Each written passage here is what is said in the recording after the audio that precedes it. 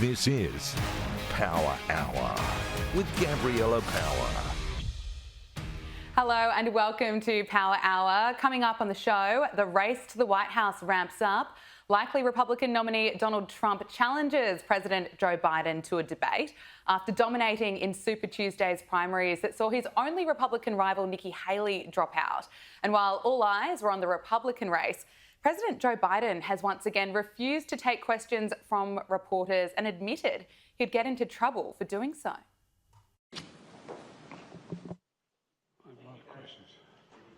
I better not start the questions. I'll get in trouble. What's your message for Super Tuesday voters? Everyone, please move this way. Super Tuesday, say, do you have a message for voters? Thanks, come on. Thank you so much. Thank you all. Later in the program, we'll get an insight into Hollywood's biggest night as stars prepare to walk the red carpet for the 96th Academy Awards just in a matter of days. And we'll be joined by our royal expert for the latest on the royal family, including just how much Princess Catherine's uncle, Gary Goldsmith, is revealing about his royal relatives. Joining us in the studio is Sky News host Liz Storer and Sky News contributor Joe Hildebrand. Thank you so much for joining us on Power Great to be here. Good to be here. I love a bit of power in my hour. Yeah, do you? Well, you're on the right show. So we'll get into it, but let's start with Super Tuesday. A massive win for Donald Trump, which is of course no surprise, and he's now all but confirmed as the Republican presidential nominee. And this was part of his victory speech. We were getting along with everybody. We were getting along and we were respected by everybody. We had no wars. Remember when I had the debate with Hillary Clinton? She said, look at him. Look at that personality. He's going to cause wars. I said, no, my personality is going to keep us out of wars. And that's what happened. Republican candidate Nikki Haley announced her withdrawal from America's presidential race, which was, of course, only a matter of time. She was only able to win 1 out of 16 Super Tuesday contests against Donald Trump, but she stopped short of endorsing the former president and instead challenging him to earn the support of voters. This is what the former South Carolina governor had to say. I am filled with the gratitude for the outpouring of support we've received from all across our great country. But the time has now come to suspend my campaign. I said I wanted Americans to have their voices heard. I have done that. I have no regrets. And although I will no longer be a candidate, I will not stop using my voice for the things I believe in. President Joe Biden responded to her withdrawal, saying that Donald Trump made it clear he doesn't want Nikki Haley's supporters, and I want to be clear there is a place for them in my campaign. Now, look, Joe, Liz, a lot can happen between now and November 5, but what are your takeaways from... Probably not enough. Not enough? Okay. Liz, I can also see you pursing your lips there just listening to Nikki Haley, but Joe, we'll start with you. Sure. What are your takeaways, and where are Nikki Haley's supporters? Where are they going to go now? It's very, very sad that the world's greatest and most powerful democracy has come down yet again, believe it or not, for the second time, to a contest between two people, one of whom is clearly demented and the other who is clearly demented. Whatever. Donald Trump's fun. And of course, obviously, there's a part of me and part of everyone who wants to see him get up again just to see what he'll do. And a friend of mine, is always making the point, look, America just needs to get Donald Trump out of its system. They just need to ride him to the... No, they desperately need him, Joe. No, that's what I mean.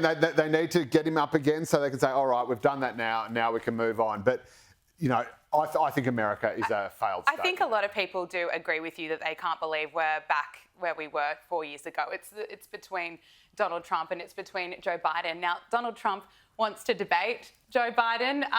How's that going to go, Liz? Is it going to happen at all? Joe Biden didn't even make a speech on Super Tuesday after he'd had clean sweeps throughout all 16 of the states. There's no other horse in the race if you're a Democrat, so he got them all. He just issued a statement saying that his opponent, Donald J. Trump, is hell-bent on ruining their democracy. Do me a favour. But of course, Trump's not up against Biden, the man. That wouldn't be a match at all. What he's up against is the establishment. Talk about what's happening right now, because as you say, it is going to be very interesting. Donald Trump has all these legal issues.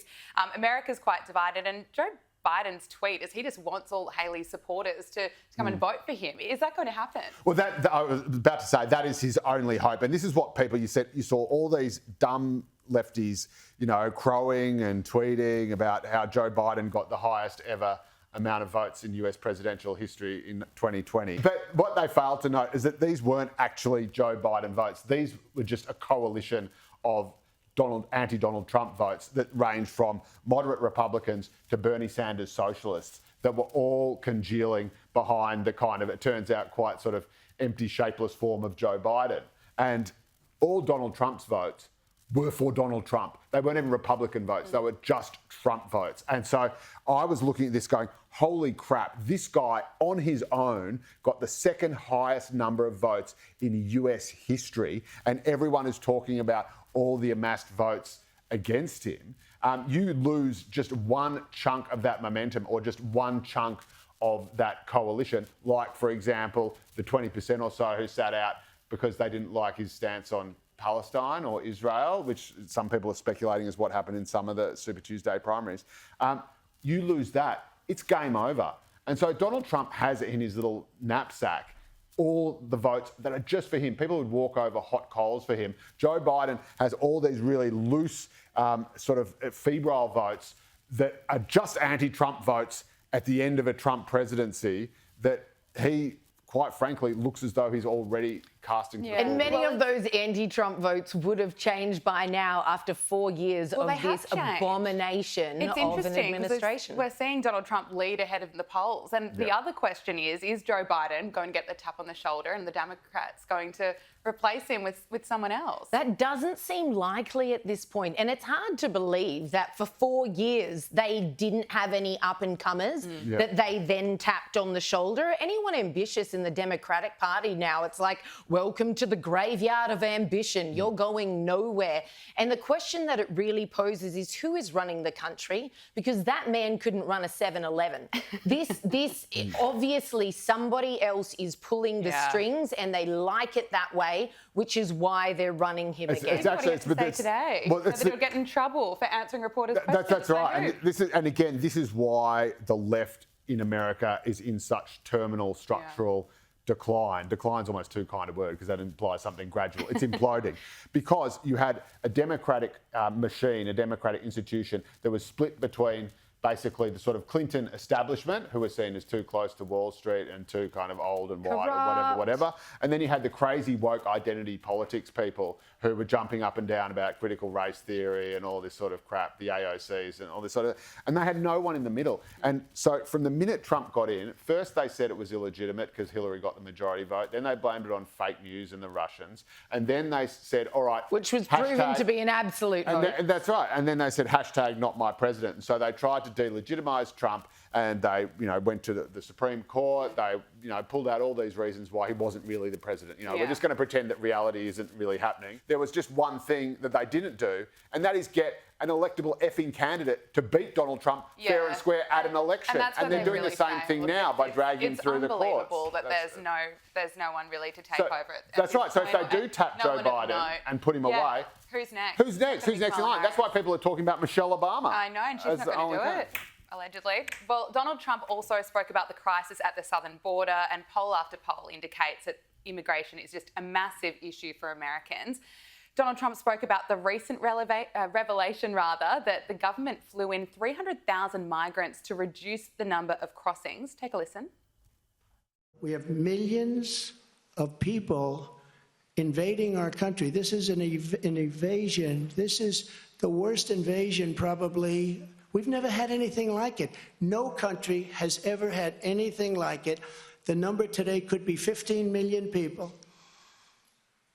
And they're coming from rough places and dangerous places. And we had that shut down. We had everything going so beautifully. So we're going to take back our country. We're going to make sure.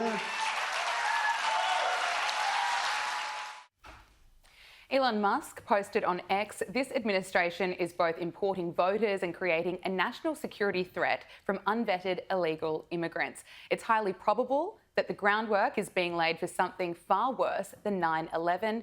just a matter of time. There's some pretty strong words.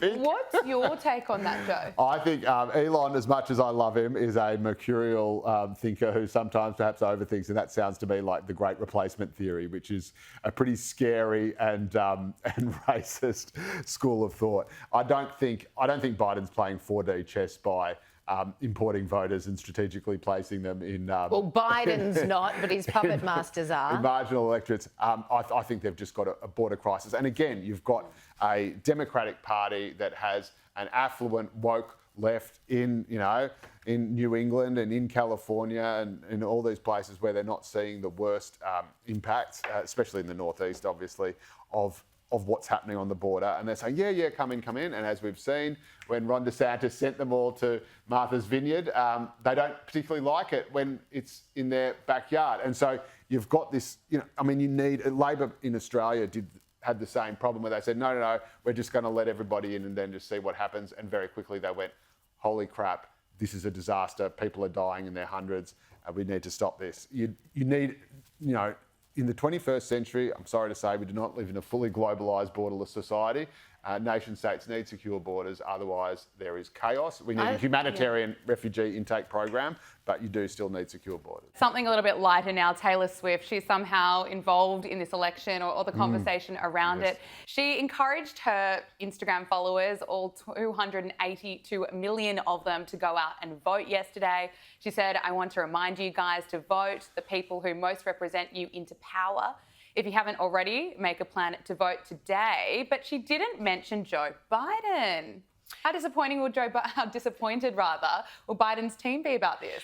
I mean, she was listed as some sort of asset that they wanted to acquire. Clearly, they haven't been successful in that. But I think we all know who Swiftie supports. 95% of her songs are about choosing the wrong guy. And she proved at the 2020 election she's solidly Team Blue. So I doubt very much she's changed her stripes. Joe, can I just say, Taylor Swift being a deep state agent for the Democrats is just the greatest 2024 story I have ever heard. I was just thinking it. Well, you don't want you don't actually want a celebrity endorsement if you're going up against Donald Trump. And this is the other thing. We had, Beyonce come out in support of Hillary Clinton. Look how that turned out. In a country where overwhelmingly, mainstream blue collar, disaffected, disenfranchised voters feel like there's an elite out of touch Washington that isn't listening to them and listening to their concerns and fears. The last thing you want is a millionaire pop star coming out and saying, hey, vote Democrat. I'm just a working Joe like you. And so it's actually a blessing in disguise. Celebrities who think they're helping, you're not helping. Speaking of Taylor Swift, her boyfriend Travis Kelce has praised Australian crowds who came out to support the pop star in her recent tour, and he called Australians effing loud. Are you surprised, not surprised? It's something to be proud of? Well, is anyone... this coming from Travis, by the way, who can't seem to say anything without screaming it almost unintelligibly, is a bit of a surprise. But all crowds scream when they're at a concert seeing the person that they've come to see. So I think this is more just an American pat on the back, like, you guys are awesome, but I very much doubt that sets us apart. I like to think it's just how Travis just sees the world. It's like, I just like everything loud! It's like when he was talking, when he was screaming at his coach. Confirmed his theory, by the way. Australians are very, very loud. When he was, screaming at his coach during the Super Bowl, he almost spear tackled him because he was upset about not being played enough. Maybe that was just a quiet chat. Yeah. Maybe to Travis, that's like, oh, excuse me, sir, would you mind if I got some more plays on the ball? I think it may well be. Okay, well, look, finally, I've enjoyed having you both so much on the panel of Power Hour, but woke officials at the Department of Veteran Affairs attempted to ban this iconic photo from agency buildings. Now, the photograph is from World War II at Times Square, and officials claim that it no longer fits, this is a quote, values of the department. Now, this was quickly reversed. The Secretary, Dennis McDonough, I should say, posted on X to clarify that it will be kept in agency buildings. Why was it banned in the first place? This is so ridiculous. And the story behind that iconic photo is so beautiful. The guy was actually on a date. They were in the movies. They heard this big hullabaloo outside, come running outside, realise the Japs have just pulled out of the war. This is looking really good and everyone's going crazy celebrating. Him being a sailor sees a nurse. And of course, nurses were absolute legends during the war. I'm sure you couldn't find a man in any uniform that wasn't supremely grateful to them. Grabs her, plants one on her. One of the women in the background in the photo laughing is the girl that he's on a date with. And she laughingly said when later interviewed, in all the time we were together, he never kissed me like that. That is my first thought. What happened to the date? Because that is, of course, the great the great story behind this thing. Is he just grabbed? It wasn't a couple who were together. It was the guys. Oh my God, we've just won. I'm going to kiss the nearest person. Obviously, it didn't work out so well for the president of the Spanish women's football team. But again, this is just another example of the crazy woke left just ruining things for everybody, especially the normal mainstream kind of centre left, because every single soldier, every single veteran for whom that photo is an example of all they've fought for and the joy of that sacrifice at the very end of that having been for something, that gets wiped away by some stupid, faceless, humorless bureaucrat who doesn't even realise how psycho, humorless and faceless they are until it actually gets splashed out in the public domain. Everyone goes, holy crap, is that... I mean, how many other little people, little moles in little walls in various faceless departments are actually thinking like that, think, oh, what else can I go and find? Oh, that's non-consensual. Yeah, like the Department of Veteran Affairs doesn't have bigger fish to fry. How about looking after your vets, mate? Think so. I mean, let's worry about an 80-year-old photo that has brought joy to everyone for generations. Liz Storer, Joe Hildebrand, I've enjoyed having you on the panel so much. Thank you so much for being on Power Hour. Great to speak with you. Thanks, Gabrielle. It's a pleasure. In a matter of days, some of the biggest stars in Hollywood will walk the red carpet at the Dolby Theatre in Los Angeles for the 96th Academy Awards. Joining us in the studio is entertainment journalist Richard Reid. Richard, great to have you on the programme. Great to be here. And you know it's that my high holy holiday season, the Oscars. It's all I can live and breathe right now. Let's get straight into it. There are no major changes for the Oscars this year. We've got Jimmy Kimmel, who will be hosting. But who are you tipping for the Best Actress and Actor? Oh my gosh, you're getting right into it. Okay, for Best Actress, all this time I have been swearing Emma Stone was going to take it. Take it. She's won all kinds of major awards, but all of a sudden, Lily Gladstone from Martin Scorsese's Killers of the Flowers, right?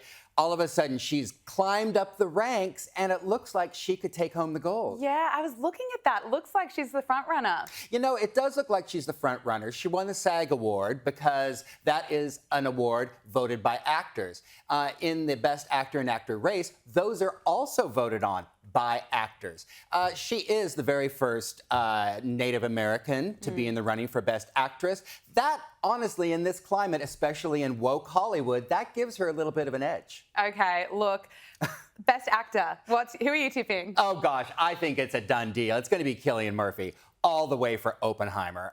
Everyone loves the movie. His performance was so intense. The movie has made over $1 billion.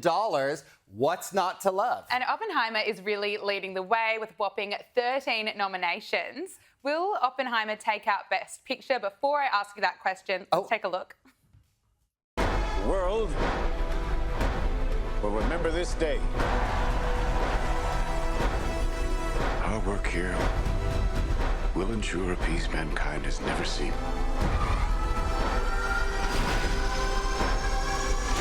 Until somebody builds a bigger one.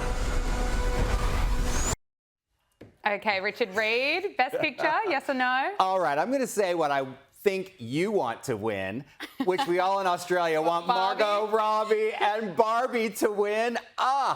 The thing is, you know, both Oppenheimer and Barbie have made over $1 billion. That's with a B. That is incredible. Of course, Barbie has made a little bit more, but when it comes to Hollywood, artistic sentiment, also Christopher Nolan, the directors behind Oppenheimer, Also, it's for the intelligent people. I think that a lot of people think Barbie might be a little lowbrow. And so, honestly, I don't agree with it either. I'm just telling you what the people are saying.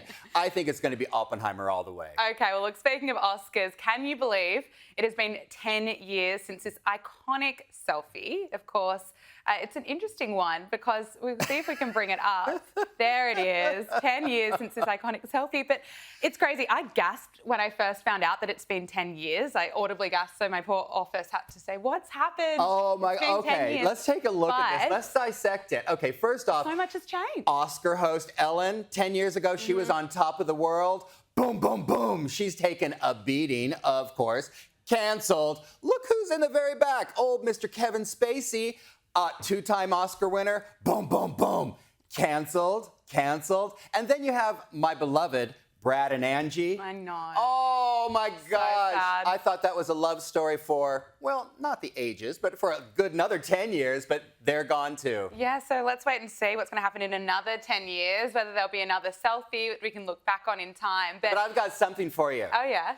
20 years ago, of course, Freaky Friday. Yes. Lindsay Lohan, Jamie Lee Curtis, top of the box office. Guess what? What? They're going to do a sequel. I think that has been confirmed. Lindsay Lohan has confirmed Freaky Friday sequel is in the works. Let's take a look. Any timeline? I won't say that yet. Okay. I don't want to say too much. Okay. But you feel like this is going to happen? Yeah. Oh, that's great. And we're both excited. Oh, that's great. I'm going to speak for Jamie. Yeah, good. Richard Reed, how is this being received? Do you think there's still a big Freaky Friday fan base out there? You tell me. You're the demo. Well, we'll see. Look, I'm a little bit excited to see Lindsay Lohan back on the screen, but Well, it's all come, Jamie Lee Curtis, she's really the driving force behind it. She's on a career high, Oscar winner from last year. She was saying every time she meets a fan, every time she meets a journalist, they're saying, is there going to be a Freaky Friday? And she called the studio and says, people want this. Okay. Well, we're getting it. I'm not one of those people.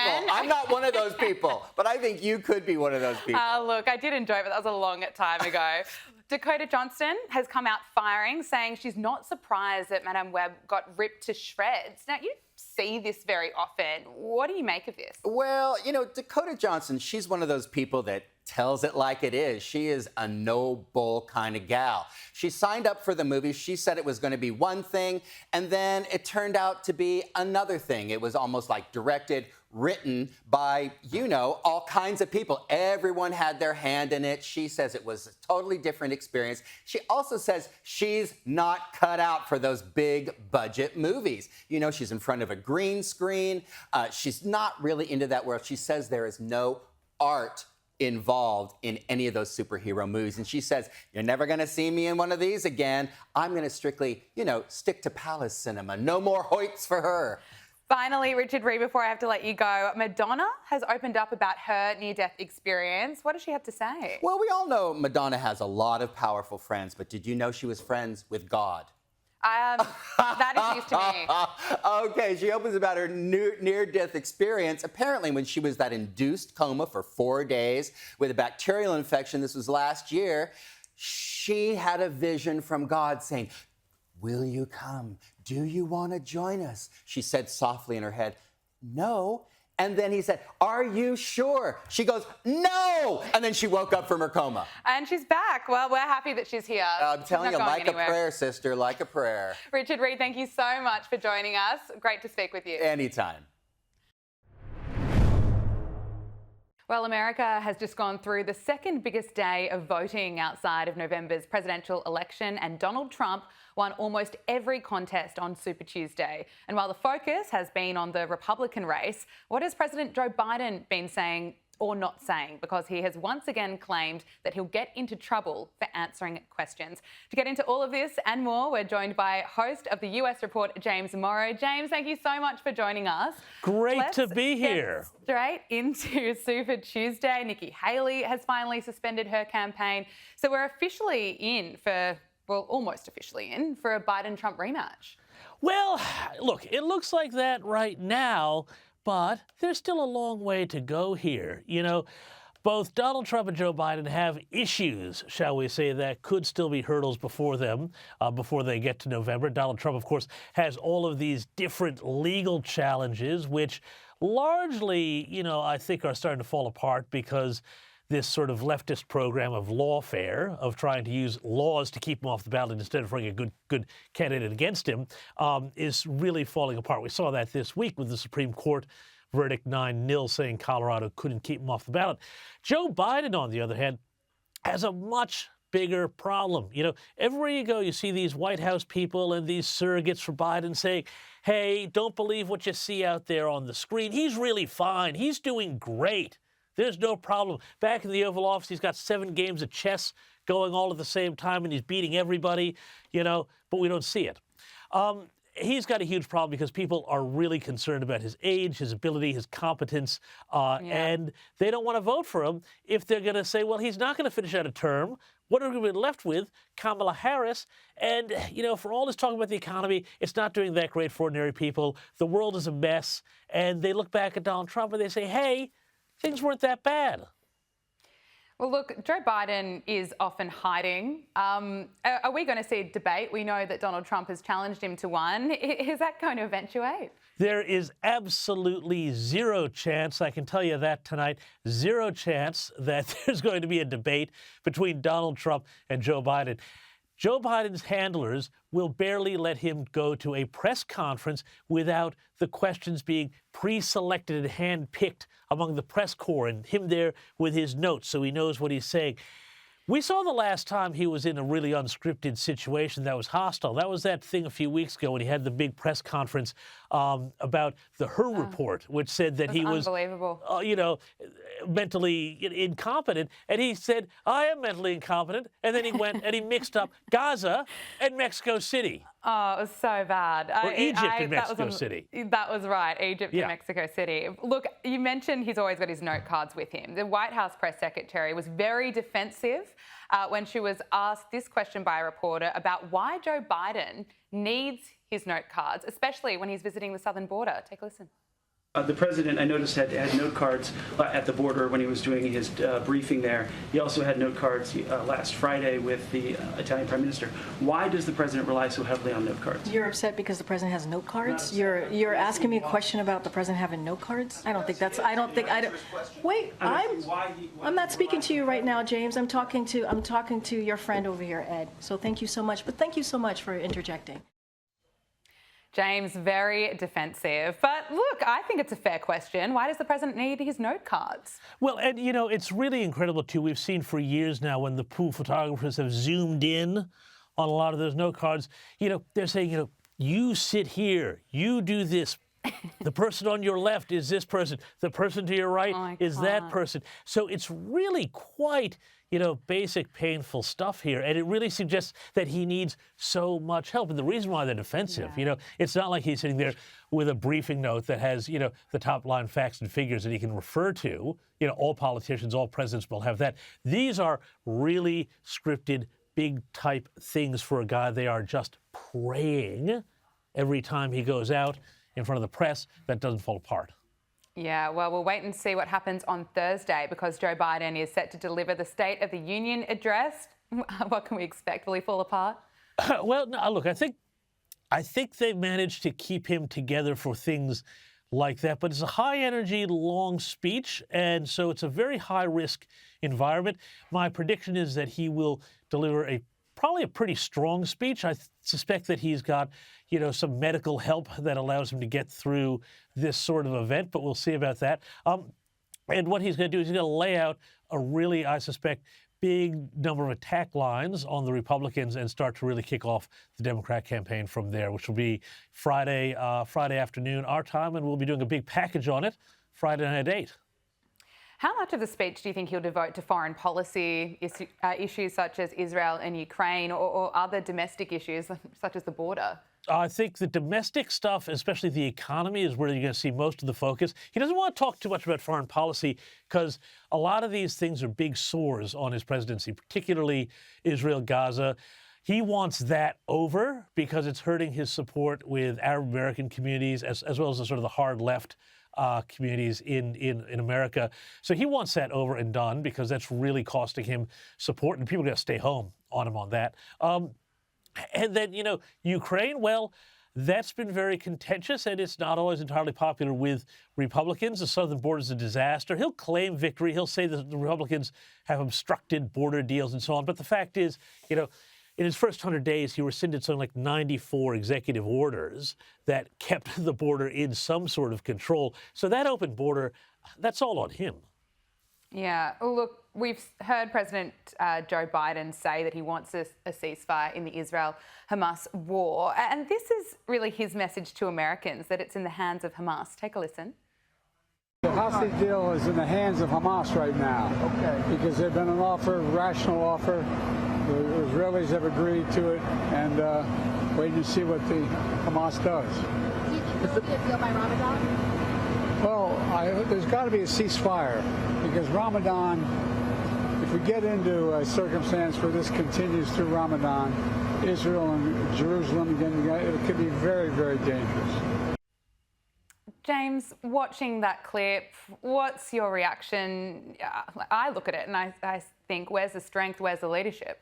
Yeah, I mean, I was thinking about this earlier. I was thinking about, previous Middle Eastern crises and the leaders we had. And I was thinking back sort of the Nixon-Kissinger days. And, Nixon was a seriously engaged foreign policy president. And this guy is letting his national security team, which is basically a bunch of Obama retreads, manage it for him. It's not looking great. Yes, of course, this is Hamas's fault, but, the ceasefire, but Hamas started the whole thing in the first place. So, he's not telling us anything we don't know there. But, as far as that's all concerned, Israel's got to finish the job. Otherwise, Hamas does it again. Yeah. Look, we'll let you go. James Morrow, host of the US Report, thank you so much for joining us on Power Hour. Really appreciate getting your insights. Anytime. Time for one of my favourite segments, a deep dive into all the royal news. And what a week it's been. Princess Catherine's uncle, Gary Goldsmith, has been speaking out since he entered the Big Brother house, and he wants Harry and Meghan to have their titles removed. Well, he's obviously not the only one. But joining us now from London is royal commentator Josh Rom. Josh, great to speak to you again. I can't get over this Gary Goldsmith news. He's just speaking out about the royal family. What has he said so far? How much more is he going to say?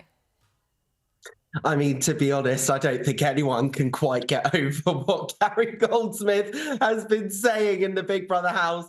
I mean, he previously actually spoke to the Sun newspaper ahead of his appearance, but ahead of going into the Celebrity Big Brother house, where he was, of course, so complimentary about his niece, the Princess of Wales. And we kind of got a hint about his feelings towards Meghan Markle when he said that his niece was 100% not racist, and he called her and Prince William the saviors of the royal family. However, on tonight's edition of Celebrity Big Brother, I mean, he spilt the tea. He threw it all out on the table. He accused Meghan of rewriting history, of creating drama that wasn't even there in the first place. He said that Prince Harry was very comfortable originally around Prince William and Kate Middleton when she was first in the royal family. And then when Meghan came in, she shifted the dynamics. He said that he feels their title should be taken away. He was also pressed on the whereabouts by multiple people, from TV presenter Fern Britton and also Love Island reality star Ekin Su, who also recently appeared on the US edition of The Traitors. And when pressed on Kate's whereabouts, he said that he's not going to reveal what condition she has. It's up to her if she wants to reveal it. She has the platforms to do so. But he did say that he likes how she's putting family first. So we're getting a real insight here into potentially the way that Princess Catherine operates. He said previously that she's hard to get hold of the best of times, but this information, I think, should be taken at least with a slight pinch of salt. Because, yes, he is the uncle of Princess Kate, Princess Catherine. He is the brother of Carol Middleton, Princess Catherine's mother. However, he is the self-confessed bunkle, the bad uncle, living up to every single stereotype of the embarrassing uncle that there is. So I think everything that he says maybe should be taken with a slight pinch of salt. Yeah, what a guest to have in the Big Brother house. But how is it really being received? Because I'm sure a lot of what he's saying really resonates with people in the UK, people right around the world. But then I think there are others that feel that it could be quite distasteful that he's there potentially using the ties he has to Princess Catherine to have a platform. Yeah, absolutely. And this is the guy that is apparently going into the house to say, I don't actually want to be famous. I just want to get rid of the misconceptions about me that have been going on in the press. Yeah, I kid you not, Gabriella. He literally said in his entrance VT on the program, hi, my name is Gary Goldsmith. I am the uncle of Princess Catherine. And then he straight away, I kid you not, within the first 3 seconds, went on to reveal a royal story about how they're normal people and how he first met Prince William when he was making tea. I kid you not, it was that quick. So I think Gary himself is coming across like, oh, he is just there to spill the tea. He's building the platform. You know, of course, there are going to be doubts whether Carol Middleton and Princess Catherine are going to even be watching this. We know for sure that this is definitely not what Princess Catherine needs right now. She needs to focus on her recovery. She needs to focus from healing from that very serious abdominal operation with that undisclosed condition, whatever it may be. But what I think he's saying about Prince Harry and Meghan Markle is really resonating, because he's saying it, okay, yes, he knows Princess Catherine, and it might not be maybe the best coming from someone from her camp, so to speak, or close relative of her. But what he's saying does have some resonations amongst the public. He is just saying what the public is thinking, or at least what a lot of the public's thinking. And it just goes back to that point. Fair enough. You want to slate the royal family in a Netflix documentary. You want to go out and make your own content and do all the commercial stuff while slagging off the brand and live your truth. Okay, fine. But then why do you go to this event, that event, that event, that event, being introduced as the Duke and Duchess of Sussex, and then fighting for Prince and Princess titles for your children? That it's hypocritical. It's totally hypocritical. Look, watch this space. Gary Goldsmith is going to come out. My prediction is going to come out with a lot more lines that people will be resonating, because I think he's certainly not the only one that thinks that Harry and Meghan should be stripped of their royal titles. But look, moving on, you mentioned that Princess Catherine really needs to focus on her recovery. There has been some miscommunication this week over the Princess of Wales' next public engagement after her recovery. The British Army has reportedly removed a claim from its website stating that Princess Catherine would be attending Trooping the Colour in June. What exactly happened here? Yes, so the Ministry of Defence basically said that Princess Catherine will have a public engagement. She will be attending an event relating to the Trooping of the Colour on the 8th of June. However, it's very well known that the royal diaries, the diaries of official engagements from the royal family, are released and confirmed by the palace. And the palace did not confirm this event. The palace still to this day has not confirmed this event. Kensington Palace did not confirm her attendance at the Trooping of the Colour at the 8th of June. So the Ministry of Defence here jumped the gun, essentially.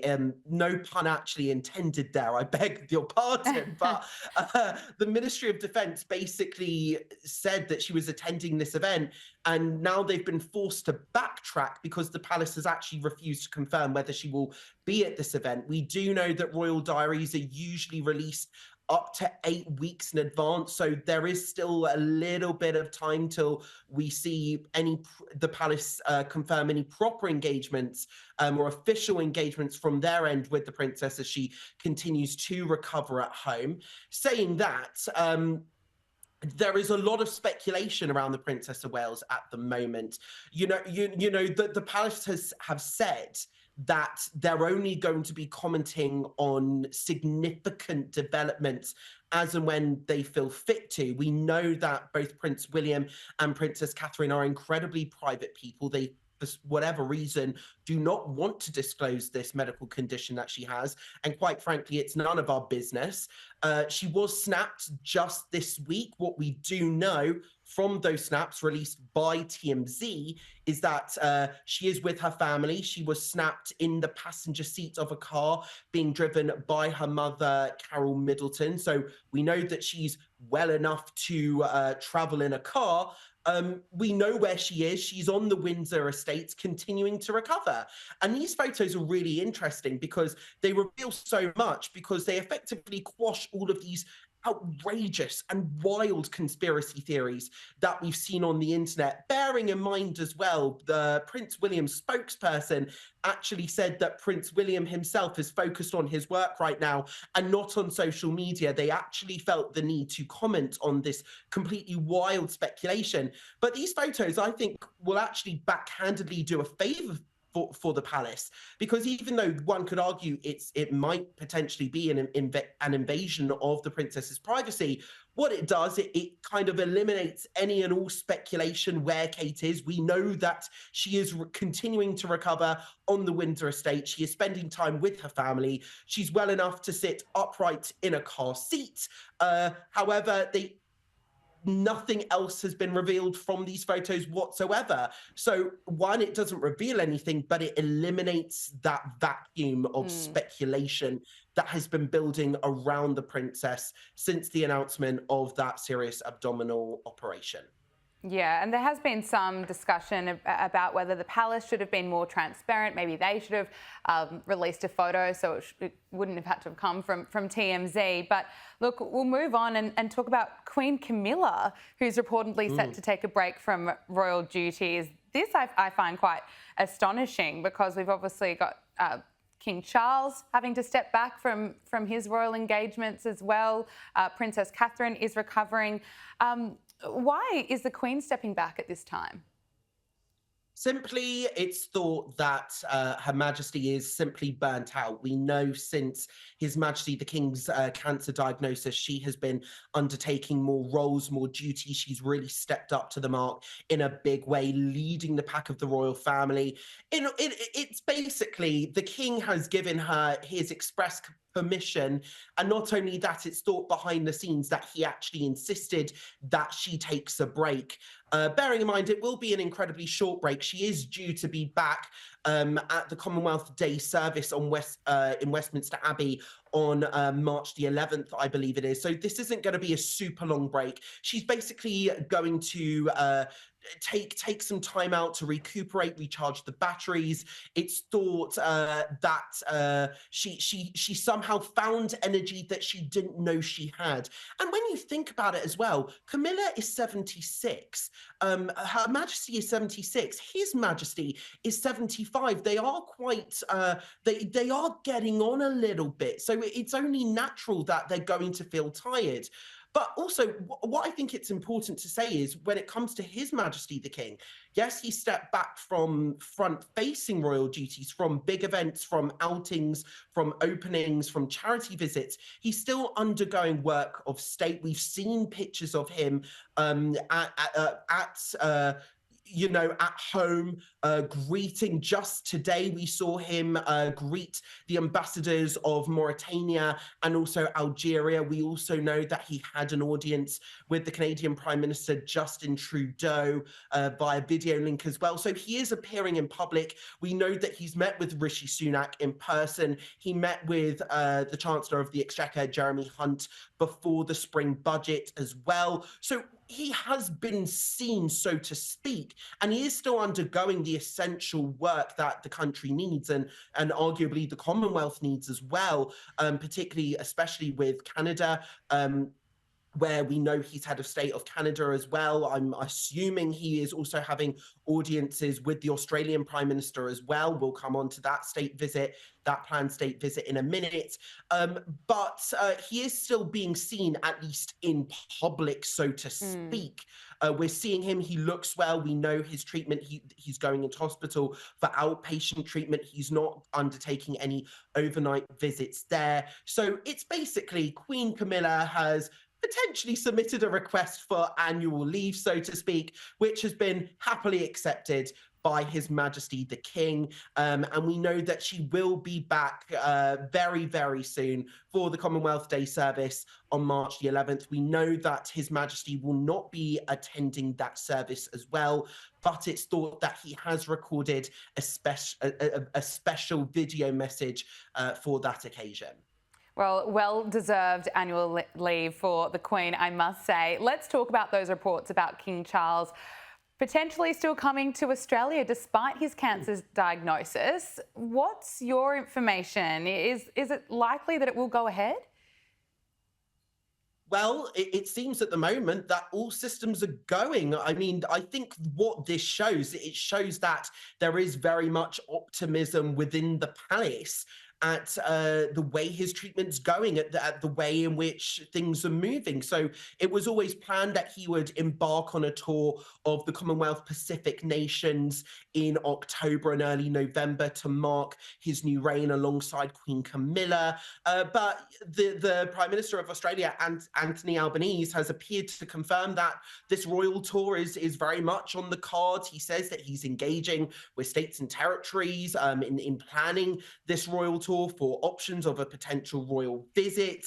A government spokesperson said just in January, that the Prime Minister enjoys a warm relationship with the King and looks forward to welcoming His Majesty in Australia later this year, also emphasising the warm and compassionate relationships that His Majesty enjoys with Australia, how His Majesty has been there to support Australia through some of its toughest moments, through some of her toughest moments, and that Australia, of course, wishes His Majesty well. So it appears that this royal tour might be on the cards. We know that Prince William wanted to go for the major sporting event, but wasn't able to do so due to royal protocol because His Majesty hadn't visited Australia yet. What we do know is that King Charles and Queen Camilla last visited Australia back in 2018 as representatives of Her late Majesty the Queen at the Commonwealth Games. We know that Her Majesty the Queen made 16 state visits to Australia throughout her reign, her last being in 2011. I mean, that's the thing. It is a real sign of optimism from the palace, especially.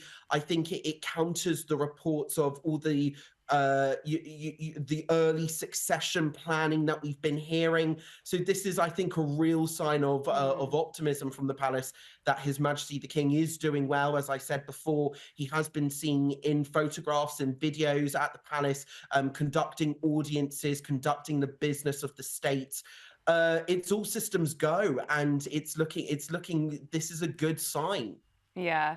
Josh, you're a royal expert for a reason. Look at all your knowledge of the trips to Australia. Look, finally, I have to ask, Prince Harry is reportedly the victim of revenge porn threats after a Las Vegas adult worker told a newspaper she had compromising nude photos of the Duke of Sussex taken in 2012.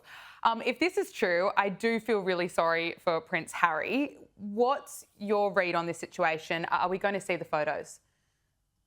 I don't think we will see the photos because a spokesperson from OnlyFans has said that in order for this adult industry worker, her name is Carrie Royale, she's 52 years old, but OnlyFans have said that in order for her to release these new photos, these new, apparently according to this woman who spoke to The Sun this week, she has new graphic photos of Prince Harry in the nude, in the buff, as she told the newspaper. But OnlyFans have said that she needs Prince Harry's permission in order to upload the photo. So if she was to try, I think OnlyFans would absolutely crack down on this. Listen, in this instance, I feel very sorry for Prince Harry. He was only 27 at the time. It was widely thought that he was intoxicated at the time of this incident. This was a private incident. He was enjoying a holiday with pals in Las Vegas when he invited friends and strippers up to this hotel room at the Wynn Hotel in Las Vegas, on the Las Vegas Strip. Back in 2012, when he played this game of strip billiards. So this is unfortunate. However, I think what this does do, it reminds the public, this story, of the fun-loving Harry.